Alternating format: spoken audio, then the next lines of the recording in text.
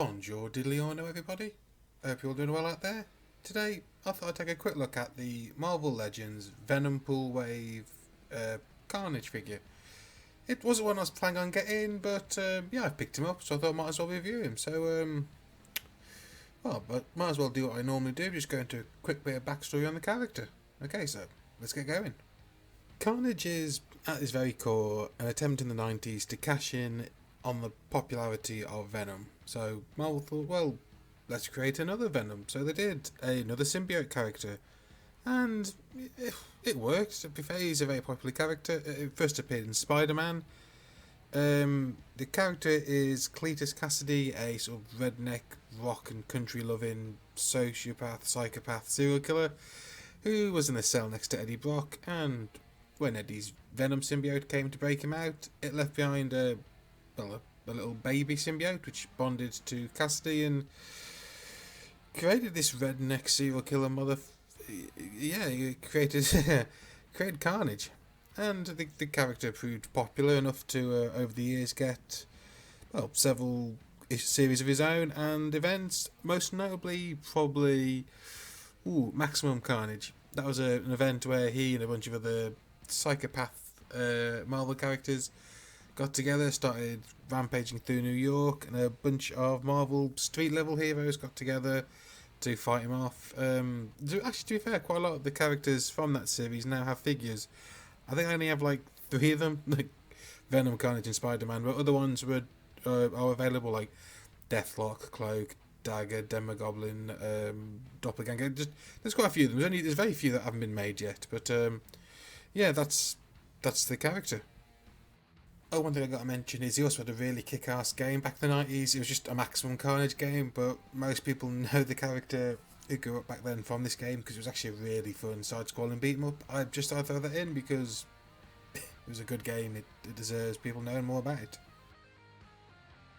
Okay, so onto the figure itself. It's actually a really great figure. Now, I don't normally, or at least at the moment, I'm not getting modern Marvel Legends characters. I'm getting sort of that classic 60s, 70s, maybe a very early 80s vibe. Obviously except for Venom, because I like Venom. But this figure wasn't really a character I was going to get, but after seeing pictures of it, I thought, oh yeah, I'll treat myself and get it, and I'm really glad I did. This figure is really well done. It's got a great articulation scheme. All the modern articulation, you're expecting double jointed elbows and knees, shoulders, heads, feet, swivel joints, all that lot. It's even got butterfly joints in the chest. And that's really impressive considering the fact all the black on this figure isn't just painted, it's a raised sculpted element.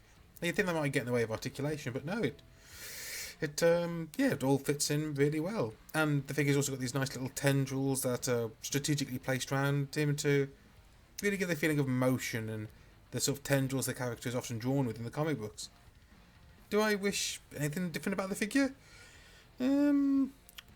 Maybe accessories. Like the last version of Carnage we got in the Marvel Legends was in the Monster Venom wave, and that came with a Cletus Cassidy head, some different hands, and hands that turn into axes to sort of like show off his ability to morph his symbiote into weapons that you use in the comic books. But I suppose if you've got them, you could put them on this figure.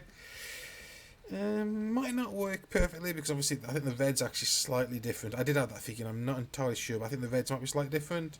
And obviously it won't have the sculpted on black, but if you've got the parts you could always kit bash it and get what might be your perfect Carnage. Now while the figure may not come with those accessories, what it does come with is actually really neat. It comes with an alternate head and a back connection, which I suppose you could use normally, but I like to use the two of them together, and you can use it to recreate his look from Absolute Carnage, an event from 2000, I think 2018 to 2019. It was there's a big Carnage event and big Marvel event. It was basically Carnage had kind of died and he was resurrected by a cult which worshipped Null, the god of symbiotes. Donny Cates? I'm going to say Donny Cates. A cosmic, a newish god in the Marvel universe. And they brought Carnage back because they wanted Carnage to awaken their god. So what Carnage did was he went round, he found anyone who'd ever worn a symbiote and ripped out their spine, because apparently symbiotes, once they've bonded with someone for a little bit, they leave like a calling card, a codex attached to the spinal column, which Carnage could absorb enough of them he'd gain enough power to awaken Null, the goddess of symbiotes. And it was actually a really good series. They did a nice redesign of Carnage in it. He had the Venom spider on him, which apparently is actually Null's symbol. It's meant to be a dragon, but it looks good. He has the spirally plant on his head, and he gains all sorts of weird powers as well. Like he can create duplicates of his symbiote and control people like puppets. At one point, he actually grabs Norman Osborn, who at the time thought he was Cletus Cassidy. It's weird. Basically, I think Carnage did it because previously Norman Osborn had worn the Carnage symbiote after it had been stolen from him and became the Red Goblin. And obviously, I think Carnage just wanted a bit of payback for the guy nicking his suit and made him his slave. But yeah, the series was really good. It obviously didn't end well for Carnage. I mean, he got a load of symbiote codexes, but unfortunately died. He was killed by Venom. Though actually, Venom inadvertently absorbed all the codexes himself and by accident awoken Null, and also absorbed Carnage, which leads to another story, but I might get into that one later. But yeah, this figure looks okay for that one. As I said, I wish it... well, it hasn't really got the spider logo on the chest, or the Null logo on the chest, and in that series, Carnage was drawn mainly because he was pretty much a corpse at this point, being puppeted by his own symbiote. He's always drawn as like a... well, he was drawn in the event as like a much more of a monstrous creature with like a emaciated chest. You could just see his spine, just his spinal column going down, nothing in the stomach. It was really cool. And this figure works as an absolute Carnage standing on your shelf, but there's a few things you might... I don't know, I reckon a good customizer might make a custom or a custom cast chest. It's mainly there. It'll work on the shelf if you want an absolute Carnage figure. Okay, so let's compare this figure to some other ones in my collection, shall we? Up first, let's go with... oh, why not? Let's go with the Retro Spider-Man from the Retro Wave, or Vintage Spider-Man from the Vintage Wave, depending on how you look at it. The two, yeah, they stand up to each other quite well. In proportion to each other, they look good together. Here he is next to the Green Goblin figure. Yeah, again, they look good together. I didn't have the Red Goblin. If I'd had the Red Goblin figure, I would have been using him here instead. But yeah, it works. They fit well together. Here's the figure next to Doppelganger, which is a long-time companion of his. Appeared in both Maximum Carnage and Absolute Carnage, and a few of the Carnage miniseries along the years. I don't have the Demo Goblin Build-A-Figure, unfortunately.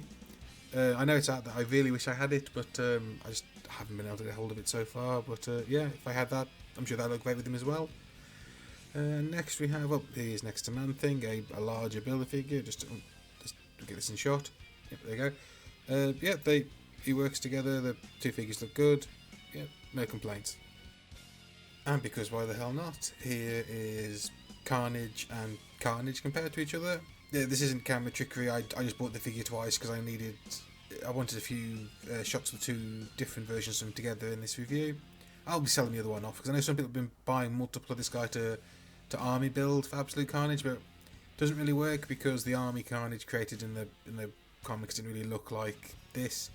But yeah, I just thought that we got to just compare and contrast the differences between the two with just a few accessories difference, and it's a subtle difference, but you know it works.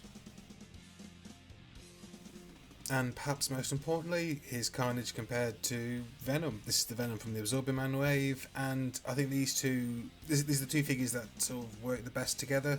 I mean, they both scale to each other the best. Carnage is meant to be slightly smaller and lankier than Venom. Venom's meant to be slightly bulkier than Carnage. Looks really good. And actually, this is probably... okay, after Absolute Carnage, it's probably one of my favourite Venom storylines, and it was the last time you see Carnage in the comic books at the moment, called Venom Island.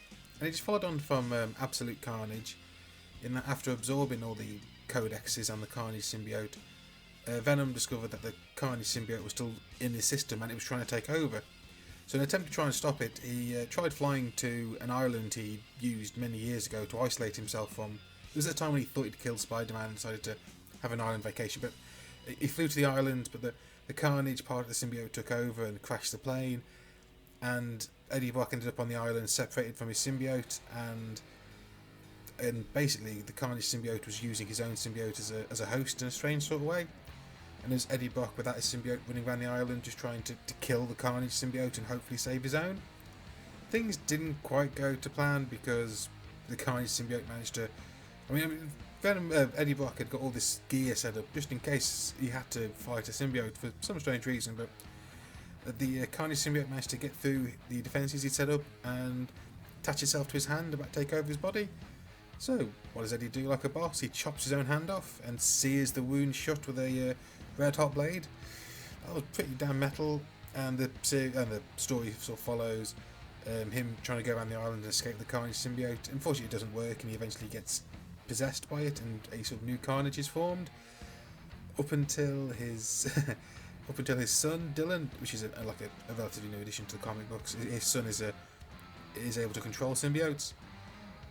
He sort of remotely pilots the Venom symbiote and transforms it into a giant T-Rex. And I won't spoil how that series ends, but or what happens. But yeah, 2 words for you: Shark Carnage. Just Shark Carnage. I cannot wait to see more of that. But yeah, sorry, of course. Oh yeah, I was rambling on there. Okay, back to the figure.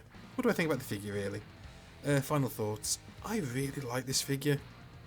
I wasn't expecting to like it as much as I do, because I've not got a massive connection to Carnage, even though, strangely, I've bought loads, if not all, the Carnage miniseries of the last 10 years for some strange reason. I think it's because they get artists I like, but this figure is really good. If you can find him, he's worth getting. Good articulation, good paint, good sculpt, nice modern accessories that sort of help fill multiple holes in your collection depending on where you want to put him. And yeah, I can't recommend him highly enough. Just go out and get one. Well, okay folks, that's it. As always, stay safe, stay sane, and I'll see you next time. Ta-da!